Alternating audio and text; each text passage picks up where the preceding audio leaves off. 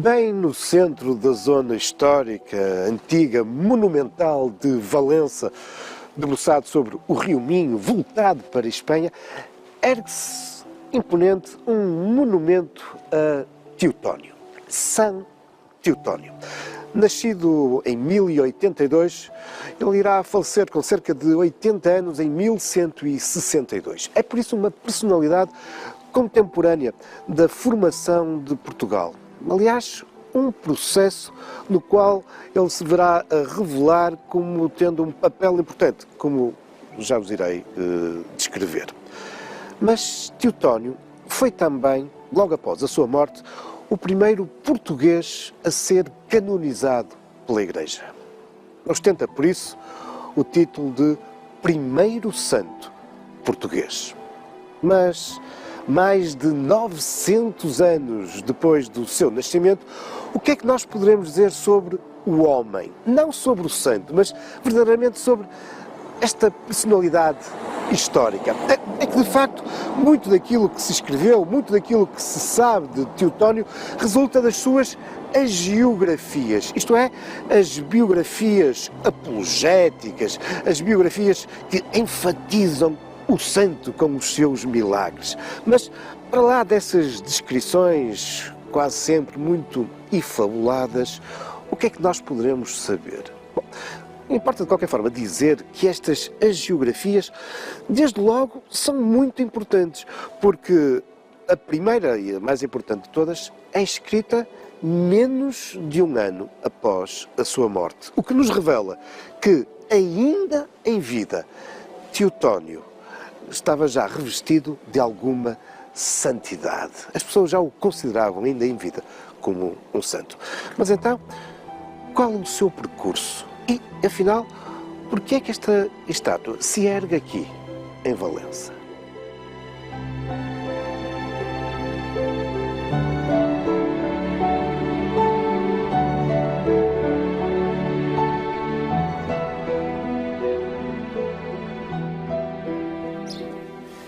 Esta associação de Teotónio a Valença, o facto de ele ser o padroeiro deste território, prende-se com o facto de ele ter nascido no atual concelho de Valença, nesse ano de 1062, mais precisamente no lugar de Tardinhade, aqui, em Ganfei.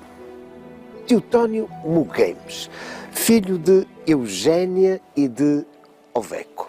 Os pais fazem parte de uma certa elite local e da importância da família percebemos bem pela circunstância de um dos seus tios ser nomeado bispo de Coimbra quando o jovem Teotónio tem 10 anos, por volta de 1092.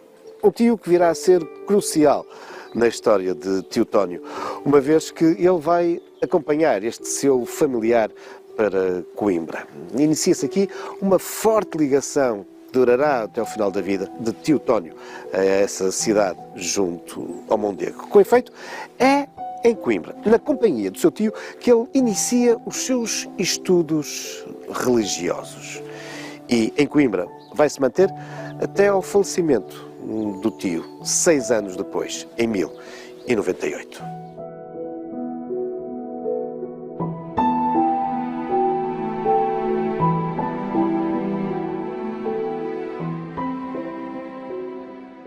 A forte ligação de terra natal de Teotónio, Ganfei, ao santo, a significativa devoção das gentes deste lugar a Teotónio, é reforçada pela existência de uma capela, uma velha capela com 400 anos. Uma capela consagrada a Santo Teotónio e onde podemos observar uma relíquia do santo. Teotónio, em 1098, se encontrava em Viseu. Aí será consagrado como sacerdote e pouco tempo depois, em 1100, é o prior. Começava assim uma forte ligação do santo a Viseu. Teotónio é, de resto, o padroeiro da diocese de Viseu. E tinha também início a sua vida religiosa, que num curto espaço de tempo começará a ser uma referência nacional e até internacional. pelos atos, pela bondade, pelos conhecimentos de Teotónio. Ele torna-se, com efeito, numa figura marcante da Igreja da Península e não só, fazendo com que vá influenciando muita gente, incluindo Afonso Henriques. Ao mesmo tempo, e fruto deste seu apego a uma vida cristã, ele vai se desapegando de riquezas e honrarias. Prova disso é que, a determinada altura, Dona Teresa o quer como bispo e ele recusa. Ora, este facto é muito representado nas iconografias, nas imagens de Teotónio, onde correntemente nos aparece a mitra, o chapéu de bispo, aos pés. Ele recusou ser bispo.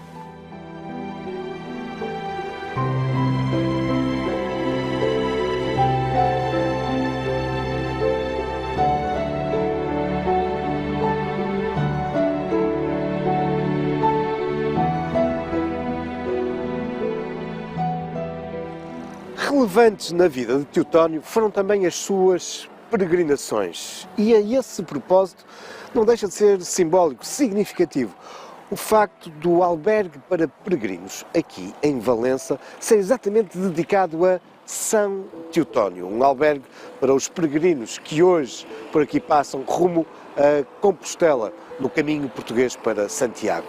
Mas as peregrinações de Teotónio que se destacaram foram em direção à Terra Santa. Sabemos que fez pelo menos duas. Da primeira sabe-se muito pouco, mas da segunda, demonstrando a fama que ele vinha reunindo, a sua capacidade de agregar as pessoas, sabemos que nessa segunda peregrinação ele é seguido por um grande número de pessoas. Estas peregrinações à Terra Santa, que vêm também sublinhar as características de Teotónio como alguém que tinha uma grande vontade de se isolar, o seu gosto pela contemplação, pela introspecção e pelo estudo, meramente pelo estudo da Bíblia. A esse propósito também não deixa de ser significativo o facto de muita da iconografia, das imagens de Teotónio, ele nos aparecer segurando um livro, a Bíblia. Um livro fechado.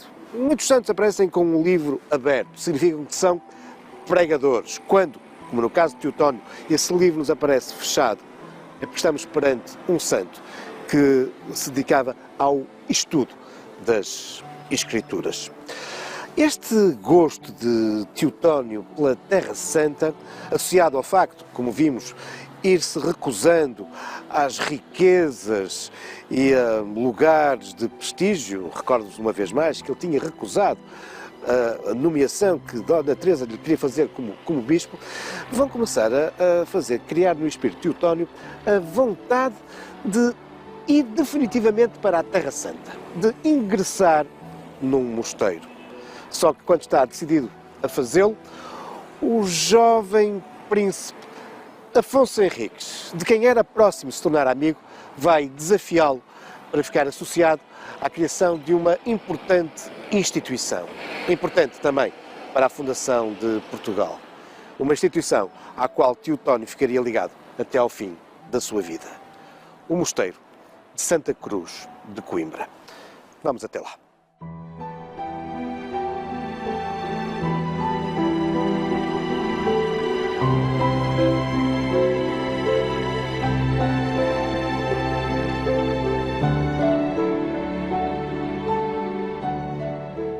Dia 24 de junho de 1128 marca de algum modo a ascensão de Afonso Henriques como o responsável, estar à frente dos destinos do condado portucalense, após derrotar nessa data a sua mãe, Dona Teresa, na famosa Batalha de São Mamede. Mas este momento marca também o início de uma clara deslocação do centro político do condado portucalense de Guimarães, agora mais para o sul, nomeadamente para aqui, para Coimbra.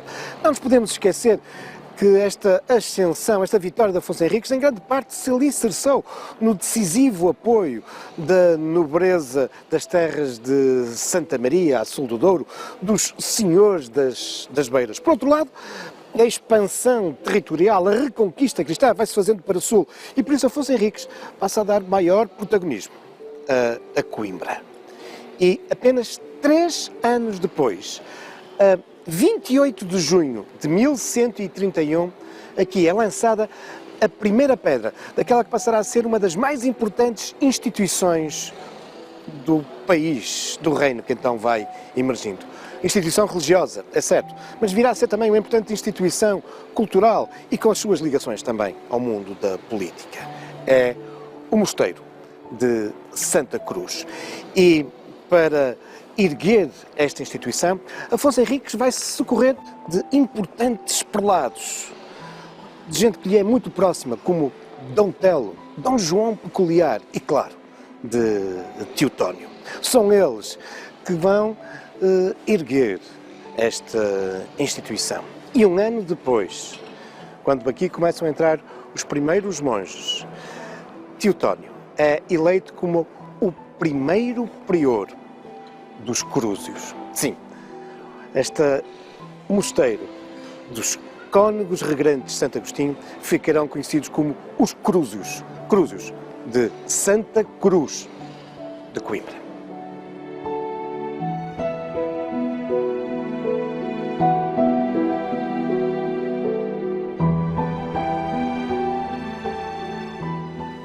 A Igreja de Santa Cruz de Coimbra é uma das mais belas do nosso país, mas praticamente nada disto existia no templo original contemporâneo de Teotónio, uma vez que ao longo dos séculos a Igreja foi sendo profundamente alterada, ampliada, sofrendo intervenções dos diferentes estilos, que são aqui bem evidentes, do gótico, do manuelino. Podemos aqui também observar algumas das pioneiras e mais marcantes intervenções renascentistas feitas no nosso país. E, claro, o barroco, que aqui está bem presente no monumental órgão de tubos ou nos extensos painéis de azulejos azuis e brancos.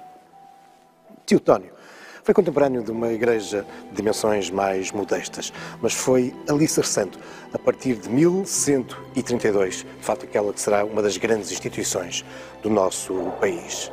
Ele aqui passará a viver até ao final da sua vida, em 1162.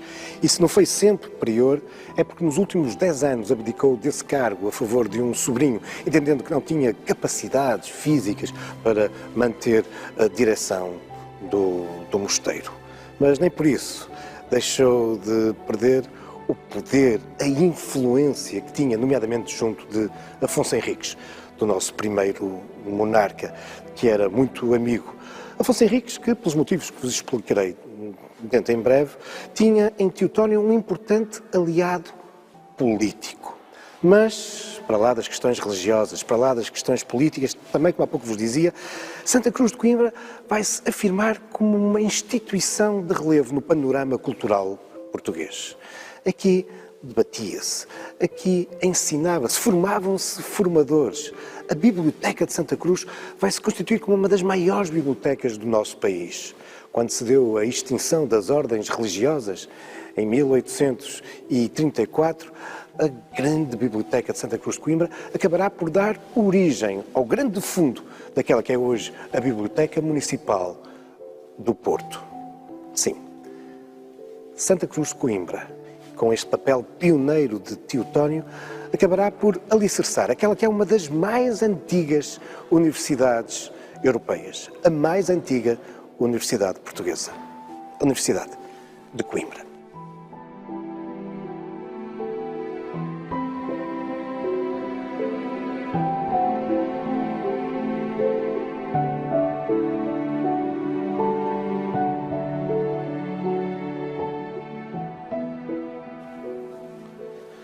Da importância cultural, mas também, obviamente, religiosa e igualmente política, que Afonso Henriques reconhece ao Mosteiro de Santa Cruz de Coimbra, é evidente não só o facto de ele ter-se empenhado pessoalmente na fundação deste mosteiro, mas também pelo grande número de bens, de legados, de privilégios que dará aos crúzios para que estes alicercem esta grande instituição. Mas aquilo que é talvez a prova mais pessoal deste envolvimento de Afonso Henriques neste projeto é aqui que ele far-se-á sepultar. E por isso, a sua sepultura e também a do seu filho, o segundo rei de Portugal, Dom Sancho I, encontram-se até hoje na Igreja de Santa Cruz de Coimbra, que é por isso o primeiro panteão nacional. Mas muito da importância que Afonso Henriques dá a Santa Cruz de Coimbra resulta também de ser um projeto político, ou pelo menos uma instituição ao serviço da sua política independentista. E aqui, Teotónio é uma figura crucial. Teotónio, com o enorme poder de influência que possuía à escala internacional, um homem que muitos já o consideravam santo ainda em vida, influente, com imenso prestígio. E temos que perceber que na política independentista de Afonso Henriques, ele sabe, para utilizar uma terminologia atual, que não lhe é suficiente a autodeterminação. Ou seja, a Batalha de São Mamede, em 1128, ou se quiserem, a partir da Batalha de Ourique, em 1139, quando ele se começa a intitular Rex, rei. Ele sabe que isso não é suficiente aos olhos do resto da cristandade para ser reconhecido como rei. Nem sequer em 1143, o Tratado de Zamora, quando o seu primo, o rei de Castela, o reconhece como rei. Até porque, nessa altura, o Afonso de Castela intitula-se o Imperador das Espanhas e, por isso, até lhe ficava bem ter um outro rei como súbdito. Afonso Henriques tem consciência disso. Aliás, ele acabará por não conseguir casar com a filha de um rei de Europa. Irá casar com a filha de um conde, com Mafalda de Saboia. Um conde, tal como ele era, aos olhos dos outros reis da Europa. Apenas e só. Um conde. Afonso Henriques tem por isso consciência de que ele só será verdadeiramente reconhecido como rei se, e volto a utilizar a terminologia atual, se a ONU o reconhecer como tal. Ora, a ONU da época é o Papa. E por isso, Afonso Henriques irá percorrer todo o seu reinado procurando agradar ao Papa, estar em sintonia com Roma. E é aqui que Santa Cruz de Coimbra e Teotónio serão vitais. Porque Teotónio é, de facto, alguém que influencia Roma e alguém que está profundamente sintonizado com a reforma gregoriana. Desde o século XI que a Igreja vinha centralizando o poder em Roma, através dessa reforma que tem, por exemplo, na Ordem de Cister, um dos principais veículos de difusão. Ora, o grande responsável de Cister é Bernardo de Claraval, alguém que é amigo de Teotónio, com quem se correspondem. E por isso percebe-se a importância que Teotónio tem, a importância política que ele vai ter para Afonso Henriques. E terá esse papel decisivo até ao final da sua vida.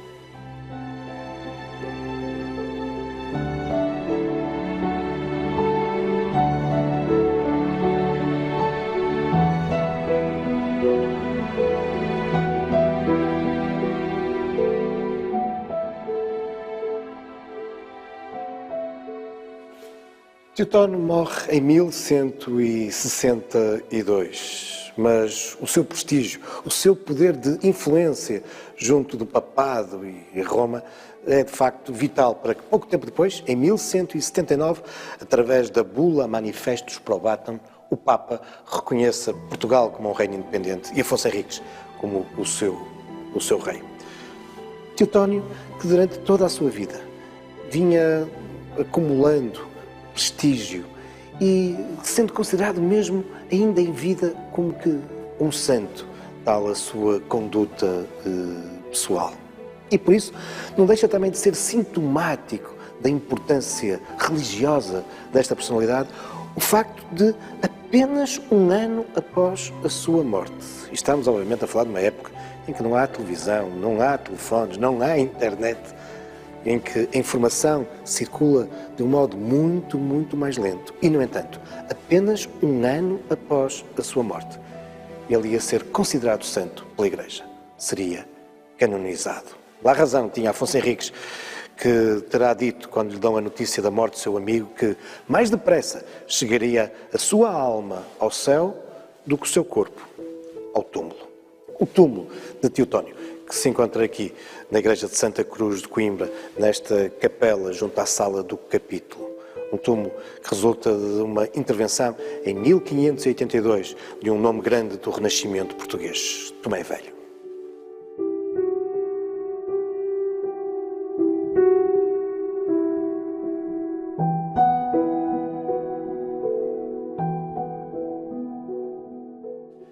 E estamos de regresso a Valença, a terra natal de São Teotónio, em Ganfei. Segundo as geografias, as biografias do santo, necessariamente efabuladas de um modo crescente com o passar dos séculos, a morte de Teotónio, a 18 de fevereiro de 1162, de algum modo tinha sido anunciado alguns meses antes, através daquele que é um dos mais famosos milagres associados a Teotónio. Conta-se que certa noite, sobre o claustro do mosteiro de Santa Cruz de Coimbra, caiu uma enorme esfera luminosa. Um globo como que repleto de estrelas. E esse é um elemento que recorrentemente nos aparece na iconografia, nas representações de São Teotónio, como nesta, concebida pelo escultor José Rodrigues, aqui junto à Capela de São Teotónio, em Ganfei. Esse globo repleto de estrelas. E segundo as primeiras interpretações, logo nessas hagiografias escritas após a morte de São Teotónio, tinha um duplo significado. Por um lado, ainda em vida de Teotónio, o céu como que enviava um sinal milagroso sobre a santidade daquele espaço e especialmente de Teotónio, mas ao mesmo tempo como que lhe anunciava que o céu em luz, estava pronto para o receber. Interpretações posteriores vão descrever este milagre de um modo um pouco mais nacionalista. No fundo, este globo de luz era uma forma de uma bênção celeste sobre este reino que agora se formava e no qual Teotónio teve um papel importante. E explicações nacionalistas que serão reforçadas ainda de um outro modo, posteriormente. No fundo, este globo de luz que Teotónio vai empunhar é um prenúncio da globalização que os portugueses irão protagonizar. Este reino cristão, ia levar a luz do cristianismo para todo o mundo. É também destas imagens, destas iconografias, que é feita muito do nosso património e da nossa história. Mas isso são já outros factos, também outras lendas, futuros caminhos da história.